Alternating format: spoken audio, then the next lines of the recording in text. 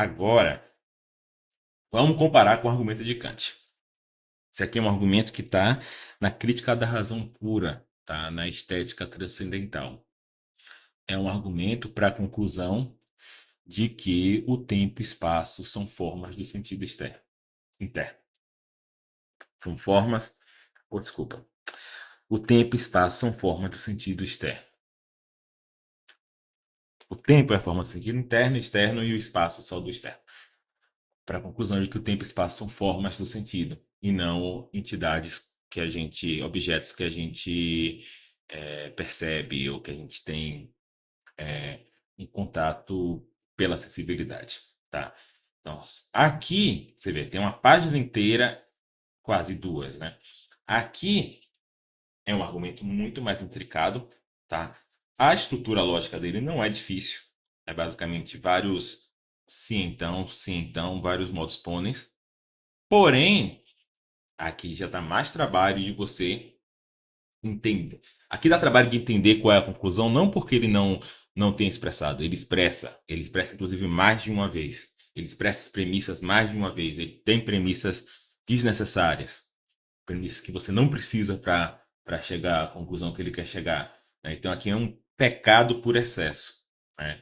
E é talvez um pecado por excesso por um tipo de preciosismo, né? Um preciosismo de usar os conceitos certos no momento certo, de fazer as derivações lógicas certas, mas talvez pelo fato de a lógica estar embrionária na época de Kant, ele talvez não tivesse os, as ferramentas para perceber que tem coisas aqui que são desnecessárias.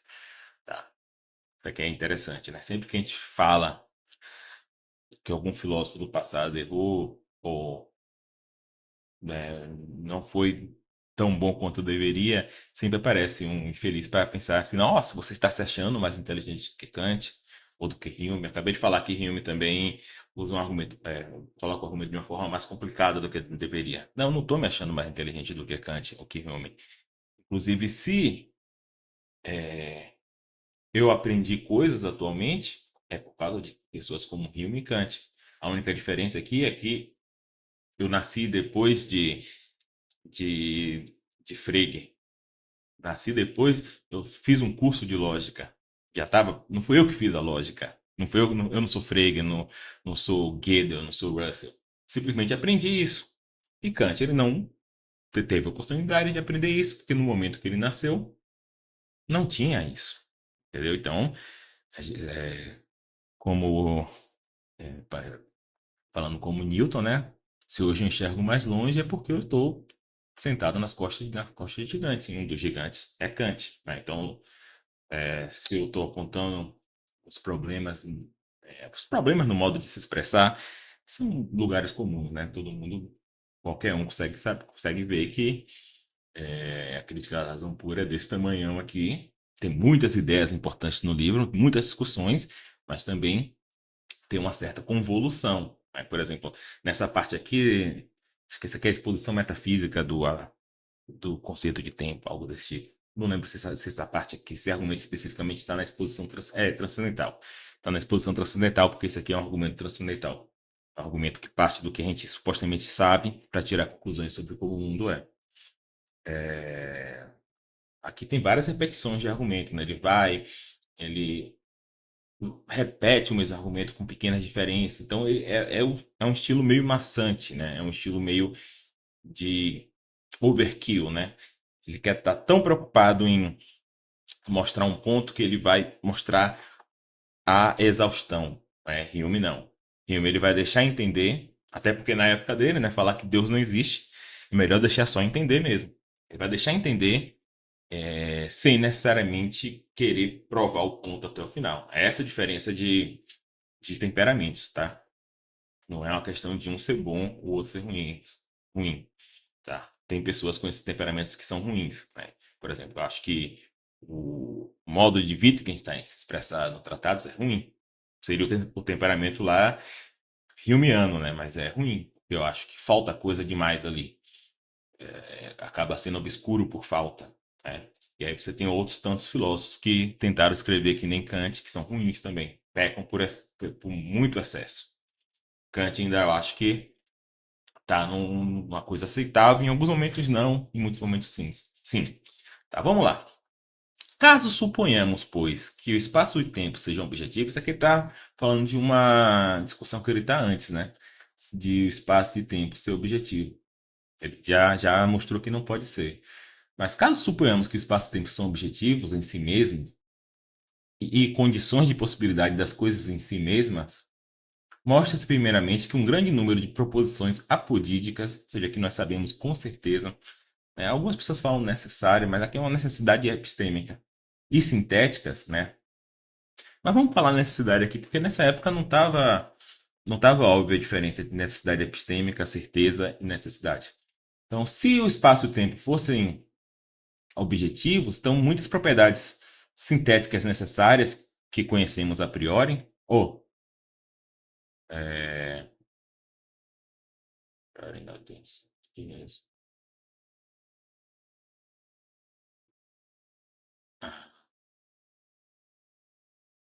Mas, caso suponhamos, pois, que o espaço e o tempo sejam objetivos em si mesmos e condições de possibilidade das coisas em si mesmas, mostra-se primeiramente que um grande número de proposições apodídicas e sintéticas surgiriam a priori dos mesmos, sobretudo do espaço, o qual, por isso, queremos investigar aqui a título de exemplo mais detidamente.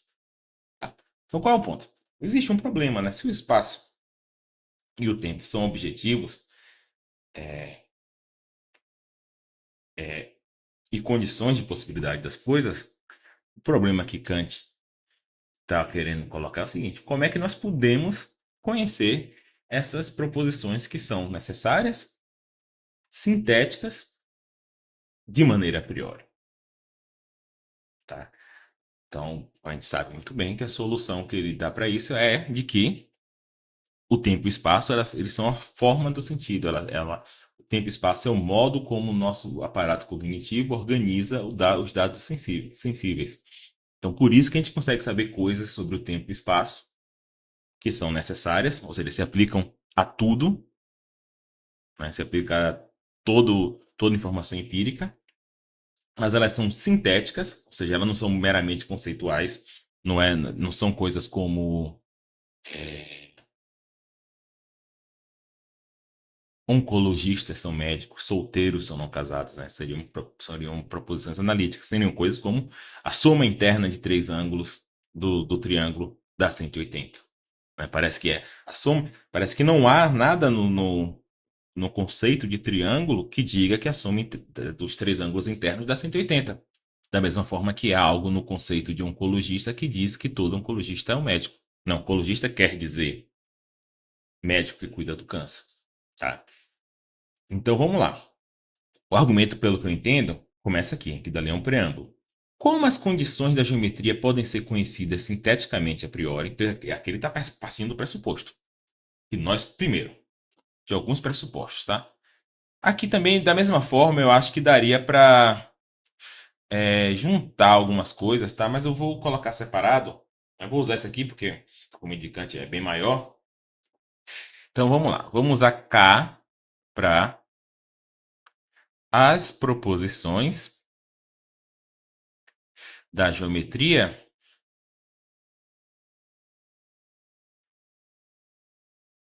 são conhecidas, tá? São conhecidas. Ele está partindo desse pressuposto. Que nós conhecemos, por exemplo, que a soma interna, a gente sabe disso, que a soma interna, a soma dos três ângulos internos de um triângulo é 180.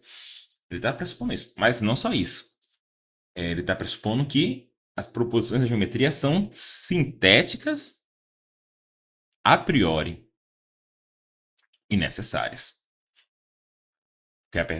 Aqui, novamente, ele está expressando isso como uma pergunta retórica. Como as proposições da geometria podem ser conhecidas sinteticamente a priori, com certeza apodídica?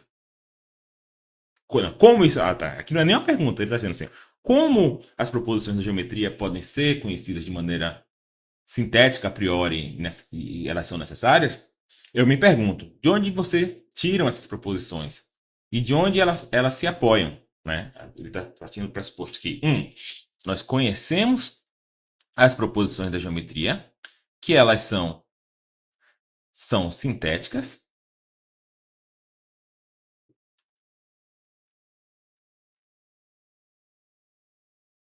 da geometria são conhecidas, as proposições de geometria são sintéticas e elas são necessárias ou são apodídicas, tá? Que na verdade aqui é uma necessidade epistêmica. São necessárias.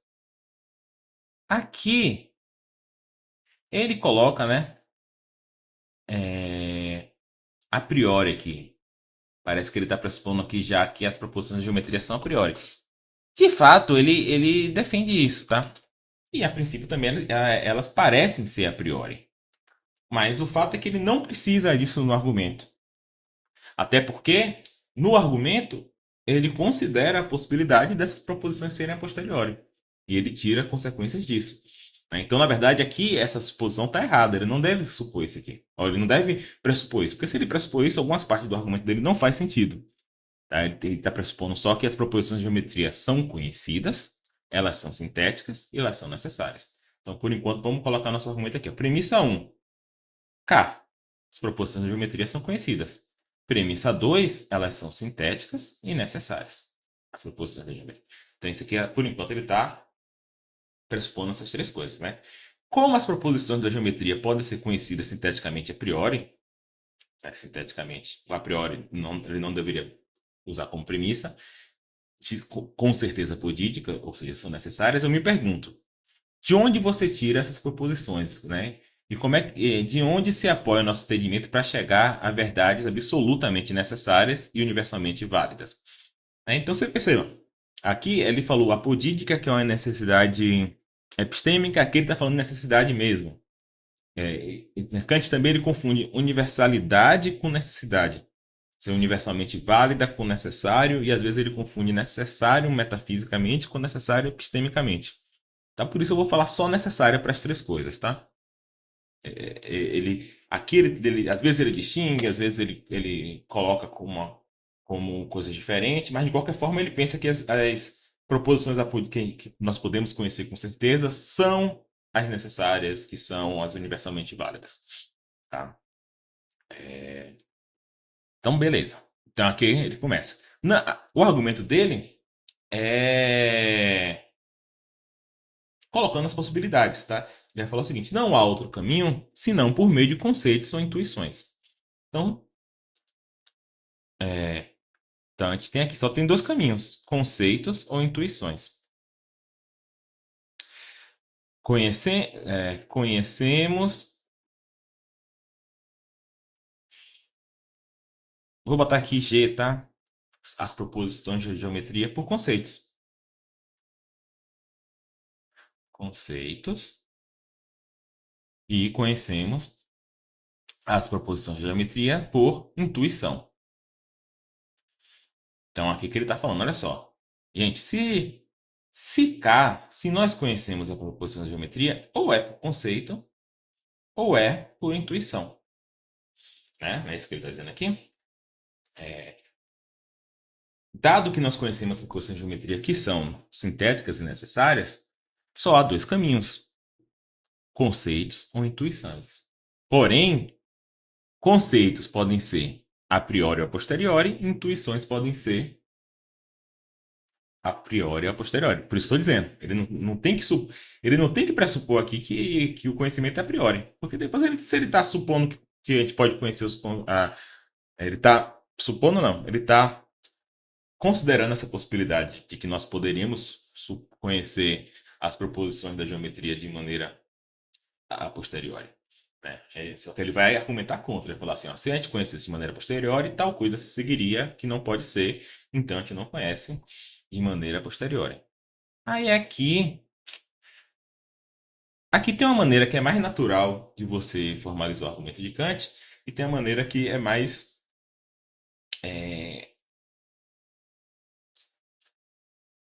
melhor, né? Que ela é mais econômica. Mas vamos colocar aqui na natural. Então, a ideia é o seguinte: os conceitos. Se a gente conhece por conceitos, eu vou falar assim, ó, conceito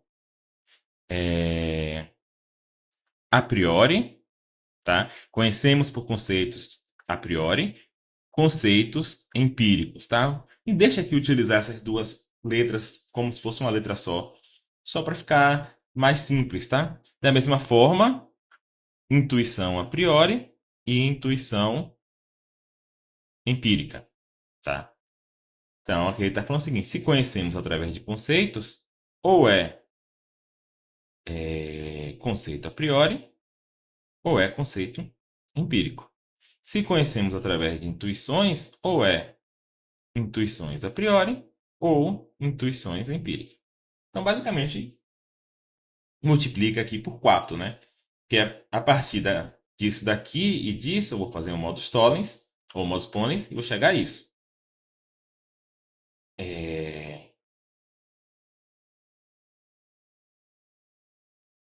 Né? Como esse primeiro implica isso, o segundo implica isso, eu poderia falar assim: se nós conhecemos, é por uma dessas 4 possibilidades aí, são as únicas 4 possibilidades, né? Ou por conceitos a priori, conceitos empíricos, intuição a priori, intuição empírica. E aqui ele vai tentar mostrar que alguma dessas coisas entram em choque com isso daqui, com o fato da, das proposições da geometria serem sintéticas e necessárias, tá? Então, bora lá. Os últimos, ou seja, os conceitos empíricos, tá? E aqui ele vai meio que é, operando por eliminação, tá? É como se a partir desses aqui a gente chegasse a seguinte CA ou CE ou IA ou IE. É como se a gente chegasse a essa proposição. Claro que aqui está faltando parênteses, né? Mas a gente sabe que com disjunção pura, quando a gente só tem disjunção, não faz diferença o parêntese, porque a disjunção, você pode combinar ela de maneiras diferentes.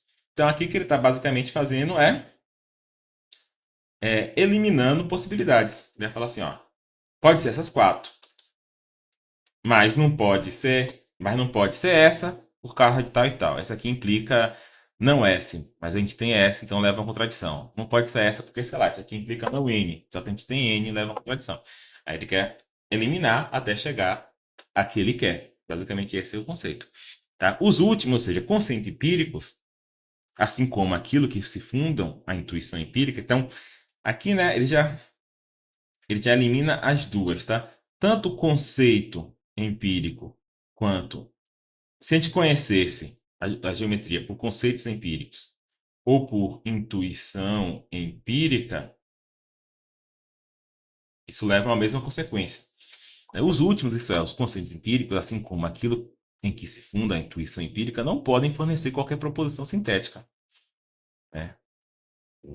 Ou tá, a não ser que ela também seja meramente empírica, isso é, uma proposição da experiência, e não possa conter jamais, portanto, necessidade ou universalidade. Então ele fala assim, se a gente conhecesse proposições de geometria por conceitos empíricos, elas não seriam necessárias.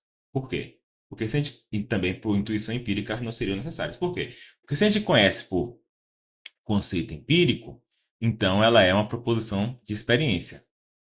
E segundo Kant, uma proposição da experiência não pode conter nunca necessidade ou universalidade absoluta, que são os elementos característicos da, das proposições da geometria, né? Então, ele está falando assim, ó, não pode ser essa possibilidade nem essa, porque se essa possibilidade aqui, se eu supor que isso aqui é verdadeiro, eu chego a não n, mas eu tenho o n aqui, eu faço a eliminação da conjunção aqui, ou seja, leva a contradição, e essa daqui também leva a contradição.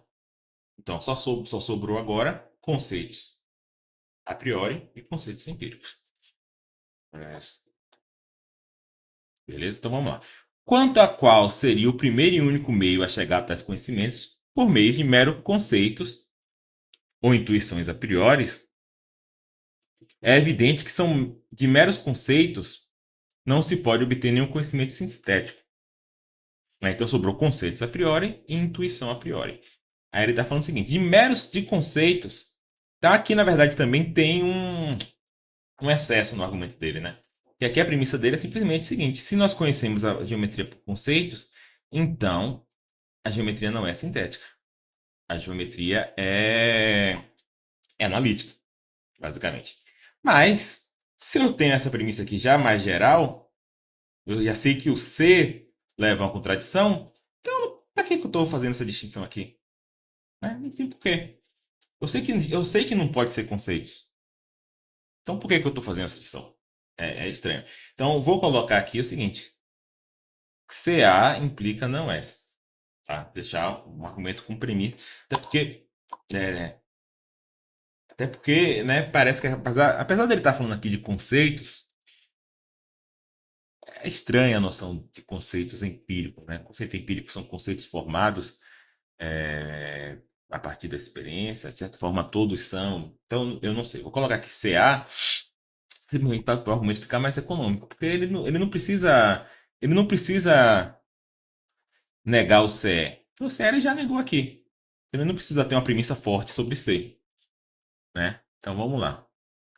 Quanto ao qual seria o primeiro e único meio a chegar a tais conhecimentos por meio de meros conceitos ou intuições a priori, né? Ele está falando o seguinte, né? Já que a gente eliminou essas duas, só sobrou conceitos ou intuições a priori. Né? Agora vamos eliminar essas duas. É evidente que meros conceitos. Ah, tá. Aqui está falando de conceitos a priori mesmo. Meros conceitos a priori, né? Foi o que sobrou, conceitos. Então, retiro o que eu disse. Conceitos e intuições a priori. De meros conceitos a priori não se pode chegar a nenhum conhecimento sintético, mas apenas analítico. Né? Então, novamente. Então, aqui a gente está negando essa. Por quê? Porque esse aqui vai levar a não S, mas eu tenho S aqui na premissa 2, vai levar a contradição. Então, só sobrou S. Tá? Só sobrou intuição a priori. Tome aqui um sub-argumento, tá? Ele está tentando motivar essa ideia de que CA implica não S. Tome então a proposição de que com duas linhas retas não. Ah, tá. Aqui na verdade ele está argumentando que as proposições da geometria são sintéticas mesmo, elas não são analíticas. Então ele está dando um sub-argumento para dois, na verdade. Tome então a proposição de que com duas linhas retas não se pode delimitar nenhum espaço, que portanto nenhuma figura seria possível, e tente deduzi-las do conceito de linha reta e do número 2. Ou então a proposição de que três linhas retas seria possível uma figura, e tente fazer o mesmo a partir somente desses conceitos. Claro que a dedução de Kant era muito rudimentar, né? A gente não tinha um cálculo, uma lógica mais forte, lógica de segunda ordem, etc, etc. Mas eu acho que até hoje a gente aceita que a geometria ela é sintética, tá? A aritmética ainda tem discussões, porque tem o formalismo, o logicismo e tal. Mas a geometria, beleza. Né? Aqui ele está só argumentando. Esse ponto aqui eu acho um ponto muito importante. Todo o seu esforço é em vão e vocês se veem forçados a buscar refúgio na intuição, tal como também a geometria sempre faz. Vocês se dão assim um objeto da intuição. Mas aí aquele volta, entendeu? Mas que tipo de intuição é essa? Kant, você não já mostrou, meu filho, que se for empírica, não pode ser empírica? Por que você está voltando nesse ponto? Né? Isso aqui, quando eu estou falando assim, do Kant, ele parece ser meio fissurado, né? Tipo, super foco. Você já mostrou, Kant, mas ele vai voltar de novo. Que tipo de intuição é essa? Né? Ela é a priori ou é empírica? Se fosse empírica, jamais poderia surgir daí uma proposição universalmente válida. Eu sei, Kant, você já disse isso. Isso aqui é exatamente essa premissa aqui que eu já coloquei. Se fosse empírica, não seria necessária. E menos ainda apodídica, pois a experiência não pode fornecê-las. Você teria, portanto, que se dar seu objeto por intuição. Então, a partir daqui, você tem uma primeira conclusãozinha, tá? Que é, nós conhecemos a as proposições da geometria por intuição a priori. Tá? Aí daqui ainda continua o argumento porque ele vai, a partir daí, chegar à questão da forma do sentido. Né? É, Beleza. Vocês teriam, portanto, que dar seu objeto a priori na intuição e fundar nele sua proposição sintética. Beleza? Supondo, porém, que não houvesse em vocês uma faculdade de intuir a priori, que essa condição subjetiva não fosse ao mesmo tempo, segundo a forma, a única condição universal a priori sobre a qual o objeto dessa intuição externa é ela mesma possível, que o objeto triângulo fosse algo em si mesmo sem relação com o sujeito, como poderiam vocês dizer que aquilo que está necessariamente em tais condições subjetivas para construir um triângulo teria de pertencer necessariamente também ao triângulo. Ele está falando o seguinte, ora, dado que é uma intuição a priori, algo na construção né, que Kant ele tem a tese que o ser humano, é o único tipo de intuição que o ser humano tem, é a intuição sensível. Deus ele tem uma intuição intelectual, ou seja, ele se conecta, vamos dizer assim, diretamente com os objetos pelo intelecto. Nós não. Né? Então, se nós conseguimos intuir alguma coisa de maneira a priori, é porque essa coisa que nós estamos intuindo não está no mundo. Essa coisa que nós estamos intuindo está no modo como nós é, organizamos o mundo, entendeu? Então, ou seja, ele está na intuição sensível, mas ela não é externa, não é intuição sensível funcionando, porque se fosse esse caso seria empírico, é a priori. Então, ele está na intuição sensível, mas ele não é o produto da intuição sensível. Ele é uma condição de possibilidade da intuição sensível. Então, daí ele tem. E essa daí seria a argumentação para uma, vamos dizer aqui, uma nova premissa aqui, que seria: se a gente conhece algo pela intuição a priori, então esse algo é a forma do sentido externo. E daí ele tira a conclusão de que tempo e espaço é a forma dos sentidos. Né? Os sentidos interno e externo, né? Estou confundindo aqui sentido intelectual e sensível com externo e interno. O interno também seria sensível, né? Intelectual seria Platão, né? Você intuir as ideias, você tocar as ideias pelo intelecto. Então, é basicamente isso aqui, mas vamos ler. Supondo, porém, que não houvesse em vocês uma faculdade de intuir a priori, que essa condição subjetiva não fosse, ao mesmo tempo, segundo a forma, a única condição universal a priori, sob qual o objeto dessa intuição externa é ele mesmo possível, que o objeto triângulo fosse algo em si mesmo, sem relação ao seu sujeito, como, né, se o triângulo, um triângulo que teria a ver com espaço, fosse algo em si mesmo e não algo construído por mim, pela forma do meu sentido, como vocês poderiam dizer que aquilo que está necessariamente nas condições subjetivas para construir um triângulo teria de pertencer necessariamente ao triângulo em si mesmo? Então tem até mais estrutura esse argumento, mas não vou colocar essa parte não. Pois vocês não poderiam, com efeito, acrescentar nada de novo ao conceito de três linhas que tivesse, portanto, de ser necessariamente encontrado no objeto, já que este é dado antes de seu conhecimento e não por meio dele. Se o espaço não fosse, portanto, uma mera forma da intuição sensível, que contém as únicas condições a priori sobre as quais as coisas podem ser objetos externos para vocês, né? Porque o espaço aqui é a forma do sentido externo, no caso, tá? O tempo que é também do sentido interno. Os quais não são nada em si mesmo sem essas condições subjetivas, então vocês não poderiam estabelecer absolutamente nada a priori, sinteticamente, né? Só analiticamente, sobre objetos externos. Por quê? Porque eles estão longe de mim e minha intuição intelectual eu não tenho para tocar eles sem experiência. A única intuição que eu tenho para tocar eles é sensível, mas essa faria do conhecimento empírico. Tá? O único Então, pela intuição sensível seria empírico, pelo intelecto, já que eu não consigo tocar os objetos, não tenho intuição intelectual, o único conhecimento que eu consigo ter é analítico. Então, a única maneira de eu ter conhecimento sintético a priori é conhecimento sobre os pressupostos da minha intuição externa. Aquilo que, o modo como minha intuição externa organiza os objetos, algo desse tipo. É...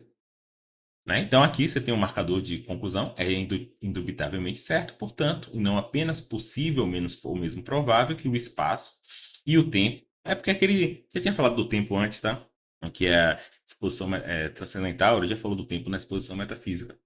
É o espaço e o tempo como condições necessárias de toda experiência, externa e interna, na verdade o tempo é externa e interna, são apenas condições subjetivas de toda a nossa intuição, em relação às quais, assim, todos os objetos são meros fenômenos e não coisas dadas em si mesmas. Em relação ao quê? Em relação ao tempo e espaço, tá? Porque, ele está dizendo que o tempo e espaço não está no objeto. Eles são fenômenos, ou seja, eles são o modo como nós aprendemos os objetos. Tá? Então, aqui no, depois ele vai falar de outras propriedades, mas aqui está falando só do tempo e espaço. Por quê? Porque a gente consegue saber coisas sobre o espaço, a gente consegue saber coisas da geometria sobre o espaço. Esse conhecimento é necessário e é sintético. E a única maneira de a gente ter um conhecimento necessário e sintético de maneira a priori é pela intuição a priori. Mas como a gente não tem intuição intelectual, essa intuição a priori só pode ser sobre as formas da nossa própria experiência. Ou seja, o modo como a nossa experiência é formatada. Tá? A respeito das quais também, em virtude do que concerne sua forma, pode-se dizer muito a priori, mas jamais pode-se dizer muito a priori, mas jamais o mínimo sobre as coisas em si mesmas. Porque essa a gente não consegue, a gente só toca pela experiência sensível. E essa daí é a posteriori. Que, quer dizer, é até questionável se a gente toca as coisas assim mesmo, tá? Da maneira que eu entendo Kant, a gente toca alguns aspectos das coisas em si mesma, mas isso aí é mais contencioso, tá? Mas pelo menos o tempo e espaço, propriedades espaciais e temporais das coisas, não estão nelas, porque senão a gente não poderia ter o conhecimento da geometria, né? Então, por isso, até falei no começo, esse é um tipo de argumento chamado de argumento transcendental. Ou seja, ele parte do dia da gente saber algo, no caso aqui, sabemos as proposições de geometria, é a premissa, né? Então, ele não está querendo provar que o cético está errado, ele está pressupondo que o cético está errado. A gente sabe essas coisas. Agora, vamos entender o que é que precisa ser o caso para a gente saber essas coisas. O que precisa ser o caso é que o espaço e o tempo são formas da intuição. Eu não sou muito bom no jargão kantiano, não, tá? Da experiência interna e externa, da intuição sensível, algo desse tipo, tá? Querendo aqui saber mais do argumento. É, Então, basicamente é isso. Como eu falei, você consegue fazer essa derivação aqui, se eu fosse fazer de maneira formal, ela é chatona, porque ela tem muita disjunção. E disjunções em dedução natural são muito chatas, né? Que aqui, o que eu ia fazer aqui? A partir de um e 3 eu ia ter isso daqui, né? Aí eu vou ter que supor C e mostrar que, sob a suposição de C, eu tenho esses dois. Então, esse aqui não pode, porque leva não N. É, e esse daqui não pode, porque ele leva não S. Então, não C. Aí eu, aí eu levo a contradição, né? Supus C, então C leva a contradição. Eu posso concluir que. Então aqui, na verdade, eu posso supor C, mostrar que C leva a contradição, concluir não C, aí fazer um silogismo disjuntivo, vou ficar com I. Aí o I eu vou ter esses dois. Aí a mesma coisa, eu vou mostrar que esse daqui, vou supor esse, mostrar que esse leva a não N, ou seja, leva a uma contradição, concluir não I é. Aí silogismo disjuntivo de novo, IA. Basicamente esse argumento. E aqui, modus ponens, F. Tá, gente? Desculpa aí o estilo freestyle, né, do vídeo, né? Eu não preparei nada, estou só pensando aqui enquanto falo com vocês, né? Então por isso eu posso ter tido alguns engasgos, algo desse tipo, né? Mas eu prefiro deixar assim para mostrar para vocês, né, como eu falei no começo do vídeo, que a parte difícil da filosofia é a filosofia, não é a lógica. A lógica é a parte fácil. Imagino que ao você formalizar mesmo esse argumento de Kant, que é um argumento maior, mais complexo, né? Tem mais premissas, você consegue entender melhor o que está acontecendo. Espero que eu tenha conseguido mostrar o que está acontecendo aqui. Tá bom, gente? Então é isso. Abraço. Tchau.